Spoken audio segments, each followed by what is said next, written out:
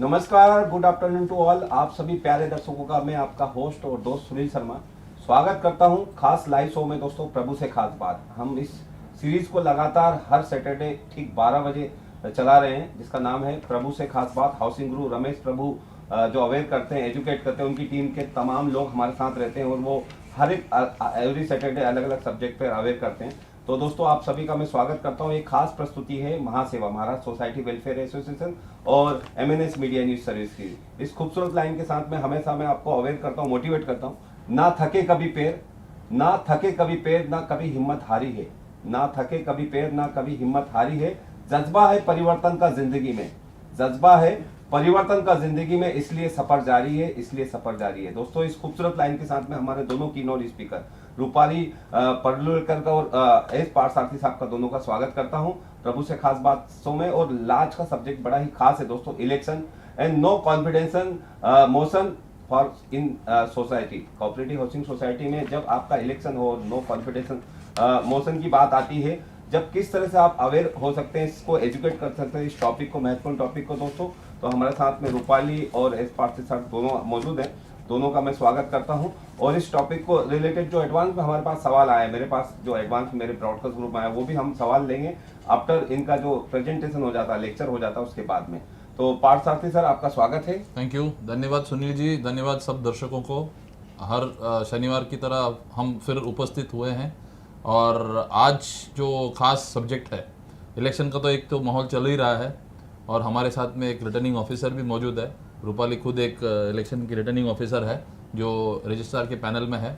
और उसके साथ साथ में हमारा जो एक तो इलेक्शन एक पार्ट है जिसमें लोगों को कैसे इलेक्ट किया जाता है कमेटी में, और दूसरा जो पार्ट है जो नो कॉन्फिडेंस मोशन हमने बताया, तो उनको जो ऑफिस है, उनका जो इलेक्ट होने के बाद में जो ऑफिस उनका बनता है, जो ऑफिसर्स कहे जाते हैं उन लोग इलेक्शन होने के बाद में, इलेक्ट होने के बाद में, तो उस वाले ऑफिस से किस तरह उनको उनका ऑफिस से हटाया जा सकता है। तो इसके बारे में हम लोग आज थोड़ा सा जानकारी लेंगे, क्योंकि ये एक महत्वपूर्ण सब्जेक्ट है। क्योंकि बहुत सारे सोसाइटीज़ में हमने काफ़ी लास्ट 3-4 महीने से, जब से इलेक्शन शुरू है तब से हम ये देख रहे हैं कि दो एक्सट्रीम लेवल्स के सोसाइटीज़ हमारे पास आ रहे हैं। एक तो सोसाइटी ऐसा है कि जहाँ पे लोग आ ही नहीं रहे कंटेस्ट करने के लिए, बहुत ना के बराबर लोग हैं, और एकदम मुश्किल से लास्ट में रिटर्निंग ऑफिसर को यहाँ वहाँ पे बात करके, किसी को समझा बुझा के, किसी को आप क्या कर सकते हैं कि रिक्वेस्ट करके उनको लेके आने को कंटेस्ट करने के लिए कहा जा रहा है, और वो लोग कंटेस्ट कर रहे हैं और बैर मिनिमम लेवल्स पे उन लोग वहाँ पे आज का दिन कमेटी फॉर्म हो रही है। और दूसरी तरफ ऐसा है सोसाइटीज़ जहाँ पे मजबूत घमासान कंटेस्ट हो रहा है। कंटेस्ट इन सेंस, अगर 11 सीटें हैं या 13 सीटें हैं, वहाँ पे 25 लोग कैंडिडेट्स आ रहे हैं, 30 लोग आ रहे हैं, सिंबल्स ले रहे हैं, इन लोग कॉमन सिंबल्स के लिए अप्लाई कर रहे हैं।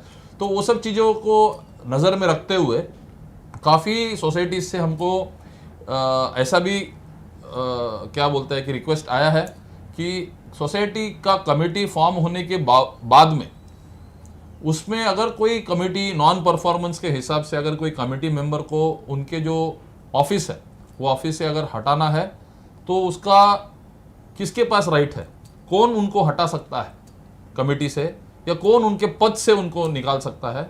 और in other terms, if there is a officer who is not performing, और if the society is dissatisfied with any such office, then what are the various provisions which are available under the act.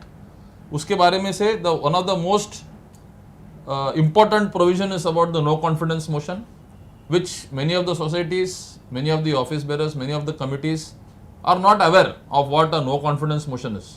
So we will just try to analyze this. other बाकी के और भी बहुत सारे इसमें provisions है, वो committee को ही बर्खास्त करने का प्रोविजन है या कोई कमिटी से मेंबर को ही हटाने का प्रोविजन है। Those provisions we will not discuss today, we will be confining our discussion only to the no confidence motion.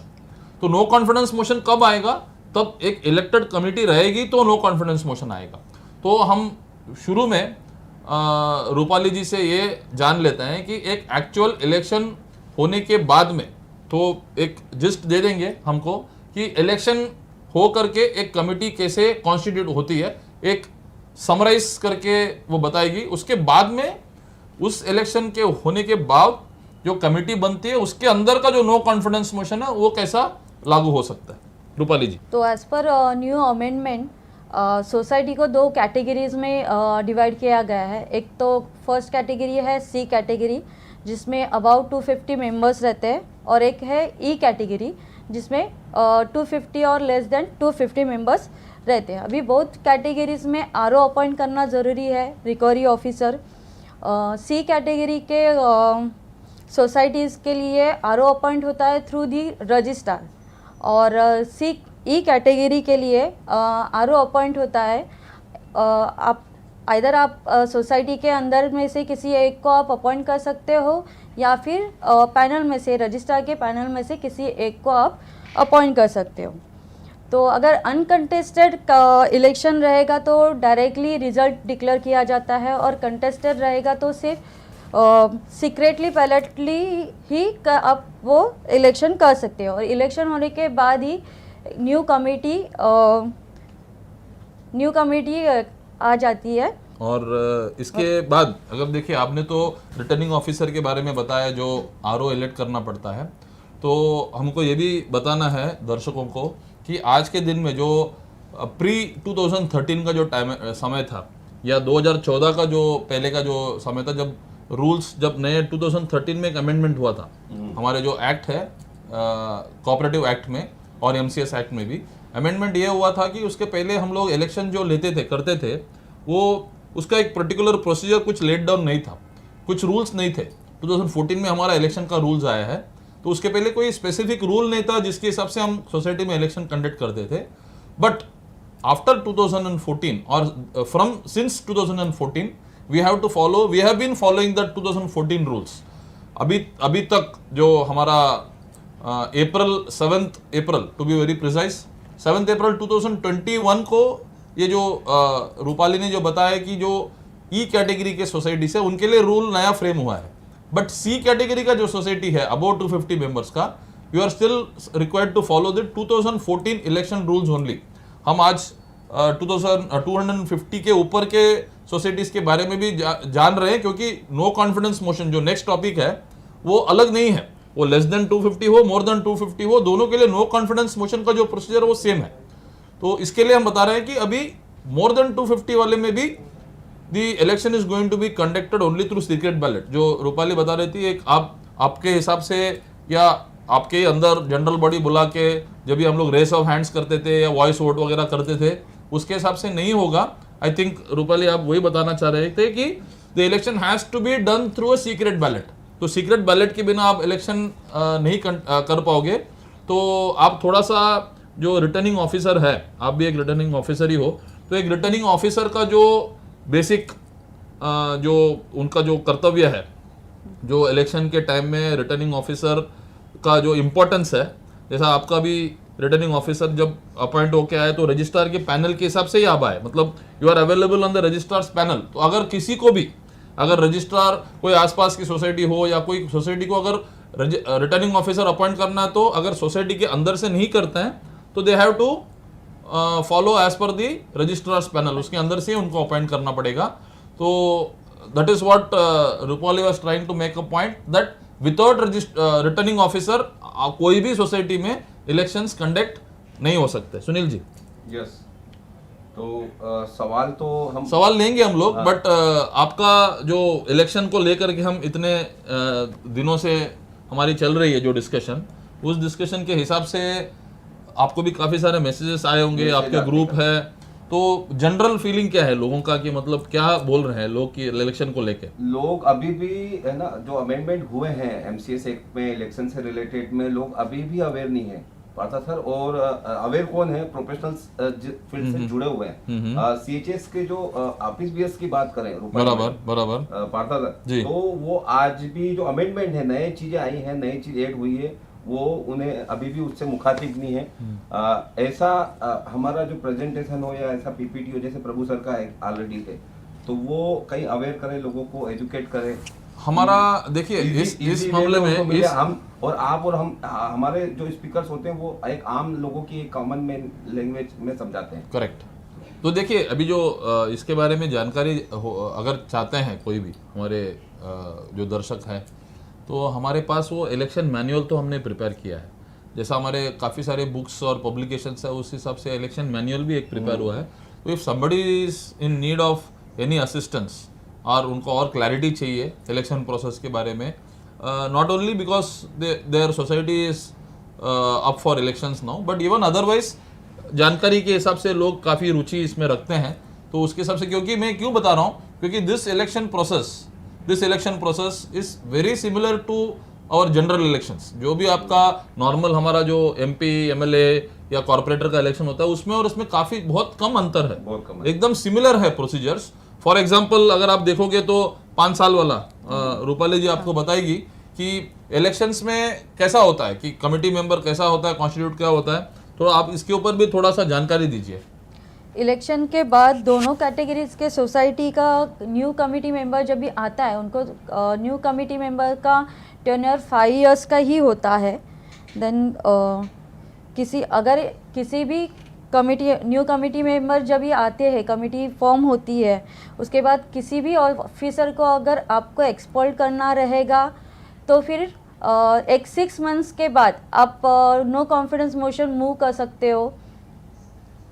तो ये मेन जो बातें हैं कि बेसिक जो हमारा जो डेमोक्रेटिक कंट्री होने के नाते जो भी इलेक्टेड पोजीशंस होंगे, जो भी इलेक्शन के थ्रू जो भी इलेक्ट होके कोई भी कैंडिडेट आता है और कोई पद में अगर रहता है, बी इट एन MP और एन MLA या कोई भी कॉर्पोरेटर हो या हमारे सोसाइटी के कमेटी मेंबर क्यों न हो, इन सबका जो टेन्योर है इलेक्शन के बाद में वो 5 साल का हो, ये हमको जानना है। देखिए राज्यसभा में एक थोड़ा सा अंतर है, वहाँ पे एक नॉमिनेटेड कैटेगरी के लोग आते हैं जहाँ पे 6 साल का टेन्योर होता है, तो उनको छोड़ करके, और वो क्या है कि उनको हर 2 साल में 1/5 वाला चेंज होता रहता है। राज्यसभा में जो अपॉइंटेड लोग हैं वो अलग है, नॉमिनेटेड लोग बोलते हैं, उनका टर्म 6 इयर्स का होता है। बट इलेक्टेड लोग जो रहते हैं हमारे गणतंत्र में, उसमें the maximum tenure is 5 years.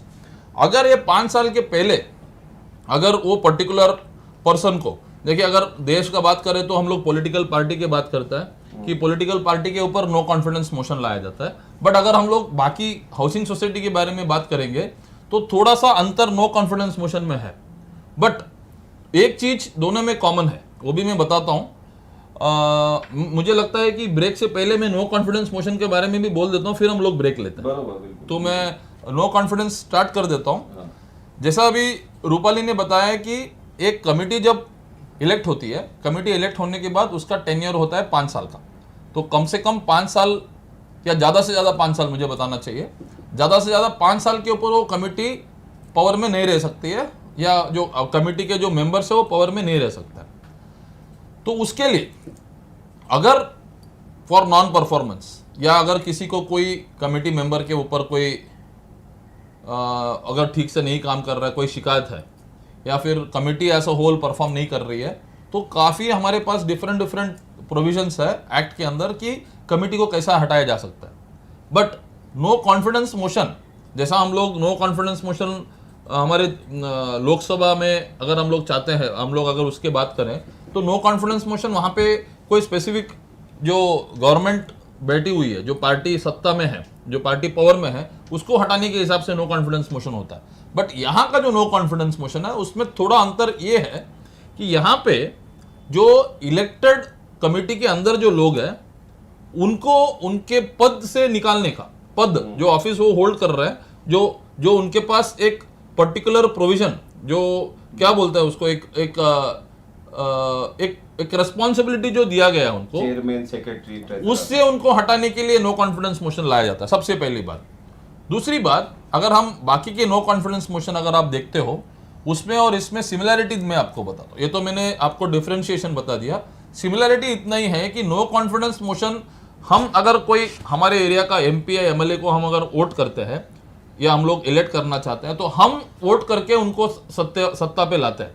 मतलब इलेक्ट करते समय हमारा रोल है, इन्वॉल्वमेंट है। बट नो कॉन्फिडेंस मोशन के टाइम में अगर हमारा इन्वॉल्वमेंट है या नहीं है, the answer is no.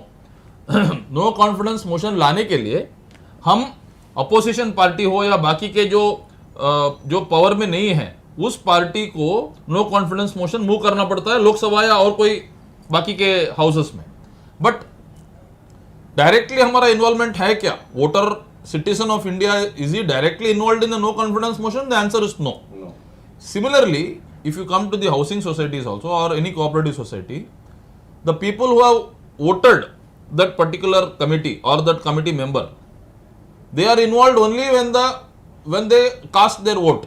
But during no confidence motion, the general body मतलब general body में तो ये लोग भी हैं, the committee member also form the part of general body, but the common other members of the society other than the committee, जितने committee में suppose आपके 7 लोग हैं, 9 लोग हैं या 10 लोग हैं, उनको छोड़ करके सोसाइटी के बाकी के जो मेंबर्स है, they do not play any role in terms of no confidence motion. ये सबसे इंपॉर्टेंट बात है। लोगों को बहुत सारे सोसाइटीज में ये वहां पे एक मतभेद है, लोग का कंफ्यूजन है कि no confidence motion has to be had taking into consideration और taking the decision of all the members of the society.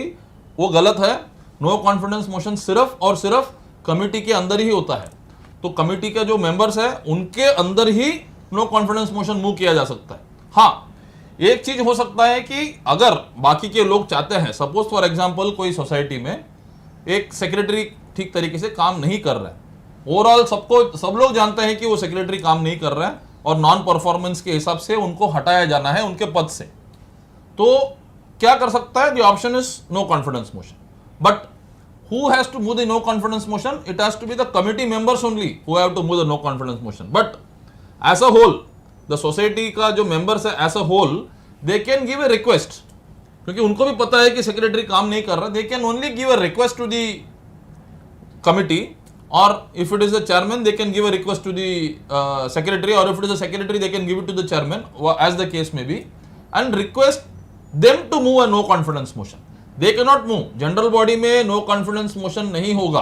This is a very very important aspect which everybody has to understand. No confidence motion होगा तो सिर्फ committee में ही होगा, and committee में भी कैसा होगा वो मैं आपको बताता हूं। एक प्रोसीजर फॉलो करना है, उस प्रोसीजर के हिसाब से ही कमिटी में होगा। और कमिटी में भी होने के जब भी आप करते हो no confidence motion, the involvement of the registering authority is very important, because election में वो एक डेमोक्रेटिकली इलेक्टेड कैंडिडेट और वहां पे आकर के वो पद में आज के दिन बैठे हैं, और उनको हटाना है तो भी एक पर्टिकुलर प्रोसीजर फॉलो करने के बाद में उसको हटा सकता है। आर्बिट्रेरली किसी को आप हटा नहीं पाओगे, फर्स्ट।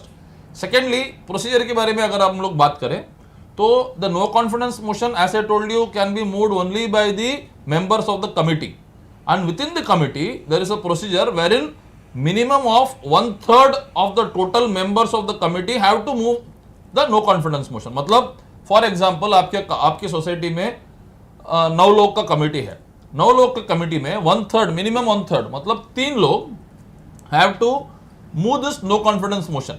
ये मोशन मूव करने के लिए जो रिक्वेजिशन जाता है वो 1/3 लोगों से जाना चाहिए, और 1/3 लोगों का रिक्वेजिशन जब जाता है, that requisition has to be signed by the authorised, वहां पे उन्होंने लिखा है कि सीईओ, चीफ एग्जीक्यूटिव ऑफिसर। अगर हम लोग हाउसिंग सोसाइटी के हिसाब से बात करते हैं तो सीईओ इज इक्वल टू है सेक्रेटरी ऑफ द सोसाइटी। अगर सेक्रेटरी के ऊपर ही नो कॉन्फिडेंस निकालना है तो शायद आप चेयरमैन के सिग्नेचर ले सकते हो। Now this particular signature, this requisition goes to the registrar's office. 1/3 requisition goes to the registrar's office. Registrar, उसमें पूरा ग्राउंड्स वगैरह लिखा जाएगा कि क्यों नो कॉन्फिडेंस मोशन लेना है, टोटल कितने लोग हैं, हम कभी इलेक्ट हुए थे, इलेक्शन प्रोसेस के बारे में लिखना है, कितना साल हो गया, उसके बाद में हम आज के दिन क्यों नो कॉन्फिडेंस मोशन मूव कर रहे हैं। And this request if it goes to the registrar's office, फिर रजिस्ट्रार क्या करता है, he will decide on the date, किस दिन में नो कॉन्फिडेंस मोशन होना चाहिए, और उनके तरफ से जो रिप्रेजेंटेटिव है, he will be present in that no confidence motion, that meeting, that is called as the special meeting of the committee. It is not a general body meeting, it is a special meeting of the committee which is been called by the registering authority of that particular committee। जो आपके registrar जो जिससे आप connected हो, उस registering authority will call for this particular no confidence motion का special meeting. और इस मीटिंग को बुलाने के लिए भी एक प्रोसीजर दिया गया है कि 7 दिन के अंदर जो 1/3 का रिक्वेस्ट जाता है, within 7 days the registrar has to decide on the no confidence motion का जो आगे के प्रोसीजर है सर्कुलर देने की वजह से, और वो जिस 15 दिन के अंदर, वो सर्कुलर जाने का 15 दिन के अंदर ये स्पेशल मीटिंग जो कमेटी का बुलाना है वो उनको बुलाना है। This is the first part.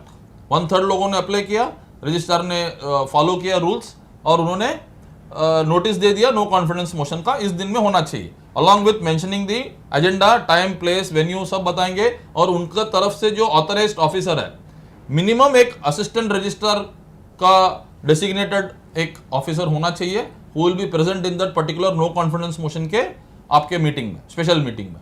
So now this is the first part. Now the second part is the execution part. Execute कब करते हो, ये प्रोसीजरल है। फर्स्ट एग्जीक्यूशन के हिसाब से 1/3 जैसा मैंने बताया आपको कि they have to move for this no confidence motion. Similarly 2/3 of the total members have to be present in that no confidence motion का मीटिंग, स्पेशल मीटिंग। मतलब 9 का ही मैं एग्जांपल लेता हूं, अगर 9 में से 2/3 of 9 is 6, so minimum 6 people have to be present in that no confidence motion वाला special meeting out of the 9 committee members. और उसके बाद में जो रेजोल्यूशन पास होगा that will be passed as per simple majority. मतलब 6 में से simple majority is more than 3 which is 4।